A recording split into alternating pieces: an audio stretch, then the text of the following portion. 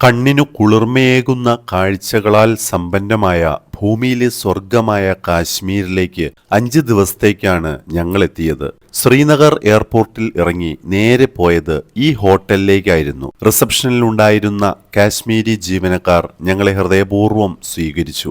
Budget friendly ആയിട്ടുള്ള നല്ലൊരു താമസ സൗകര്യമാണ് ഇവിടെ നിന്നും സഞ്ചാരികൾക്ക് നൽകുന്നത്. സ്പേഷ്യസ് ആയിട്ടുള്ള റൂമിന്റെ ആംബിയൻസ് കിടിലൻ തന്നെയാണ്.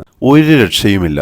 ഫാമിലീസിനും ഫ്രണ്ട്സിനും കപ്പിൾസിനും എല്ലാം വന്ന് സ്റ്റേ ചെയ്യാൻ പറ്റിയ പ്രീമിയം ഫീൽ തരുന്ന റൂമുകളാണ് ഇവിടെയുള്ളത്. റൂം സ്പ്ലിറ്റ് ചെയ്ത് ഡ്രസ്സിംഗ് സ്പേസ് കൂടി ഒരുക്കിയിട്ടുണ്ട്.